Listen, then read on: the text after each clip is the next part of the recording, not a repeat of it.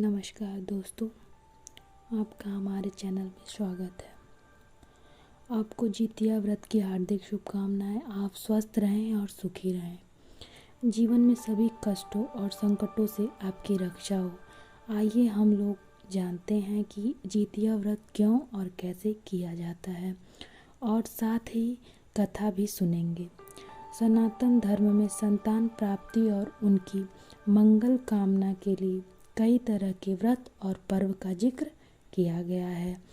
इन्हीं में से एक ज्योत पुत्रिका या जितिया पर्व है। हिंदू पंचांग के अनुसार प्रत्येक वर्ष अश्विनी माघ की कृष्ण पक्ष की अष्टमी की जितिया व्रत किया जाता है। इस साल में ये व्रत 18 सितंबर को रहेगा और रखा जाएगा। हर साल महिलाएं अपनी संतान की सुख समृद्धि और दीर्घायु होने की कामना के साथ ये व्रत रखती हैं। मान्यता है कि जितिया व्रत करने से संतान की लंबी उम्र होती है, आयु की वृद्धि होती है और उनके जीवन में किसी भी प्रकार की विपदा नहीं आती है। जितिया व्रत के दिन व्रत रखकर संध्या काल में अच्छी तरह से स्नान किया जाता है और पूजा की सारी वस्तुएं लेकर पूजा की जाती है। साथ ही व्रत कथा जरूर पढ़ा जाता है और व्रत कथा पढ़नी भी चाहिए। व्रत कथा के बिना जितिया पूजा अधूरी मानी जाती है। ये रही जितिया व्रत की कथा। जितिया व्रत सुनने से आपकी सभी मनोकामनाएं पूर्ण होती है। जितिया व्रत का कथा। जितिया व्रत कथा को लेकर कई तरह की मान्यता प्रचलित है। एक पौराणिक मान्यताओं के अनुसार इस व्रत का महत्व महाभारत काल से जुड़ा हुआ है। कहा जाता है कि उत्तरा के गर्भ में पल रहे पांडव पुत्र की रक्षा के लिए श्री कृष्ण ने अपनी सभी पूर्ण कर्मों से उसे पुनर्जीवित किया था। तब से माताएं अश्विनी माह के कृष्ण पक्ष की अष्टमी तिथि को निर्जला व्रत रखती हैं। हिंदू धर्म में मान्यता है कि इस व्रत के प्रभाव से भगवान श्री कृष्ण व्रती स्त्री की संतानों की रक्षा करते हैं। जितिया व्रत से जुड़ी दूसरी मान्यता के अनुसार गंधर्वों के एक राजा थे जिनका नाम जिमुतवाहन था। वे बड़े ही धर्मात्मा, परोपकारी और सत्यवादी थे।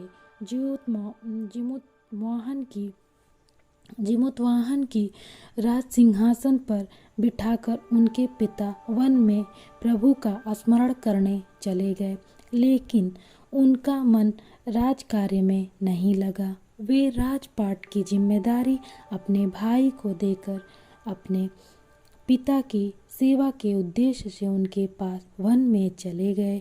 वन में ही उनका विवाह मालती नाम की कन्या से हुआ। एक दिन वन में भ्रमण करते हुए उनकी भेंट एक वृद्धा से हुई जो नागवंश से थी। वह काफी डरी हुई थी और रो रही थी। दयालु जिमुतवाहन ने उससे उसकी ऐसी स्थिति के बारे में पूछा। इस पर वृद्धा ने बताया कि नागों ने पक्षीराज गरुड़ को वचन दिया है कि प्रत्येक दिन वे नाग को उनके आहार के रूप में देंगे। रोते हुए वृद्धा ने बताया कि उसका एक बेटा है जिसका नाम शंखचूड़ है। आज हम उसे पक्षीराज गरुड़ के पास भेजेंगे। इस पर जिमुतवाहन ने वृद्धा को आश्वस्त करते हुए कहा कि डरो मत, तुम्हारे पुत्र के प्राणों की रक्षा मैं करूं। आज तुम्हारे पुत्र की जगह स्वयं को लाल कपड़े में ढककर शिला पर लेटाऊंगा। नियत समय पर जिमुतवाहन पक्षीराज गरुड़ के समक्ष प्रस्तुत हो गए। लाल कपड़े में लिपटे जिमुतवाहन को गरुड़ अपने पंजों में दबोचकर साथ लेकर चल दिए। उस दौरान उन्होंने जिमुतवाहन की आंखों में आंसू निकलते देखा और कराहते हुए सुना। वे एक पहाड़ पर रुके तो जिमुतवाहन ने सारी घटना बताई। पक्षीराज गरुड़ जिमुतवाहन के साहस, परोपकार और मदद करने की भावना से काफी प्रभावित हुए। उन्होंने जिमुतवाहन को प्राणदान दिया और कहा कि वे अब किसी नाग को अपना आहार नहीं बनाएंगे।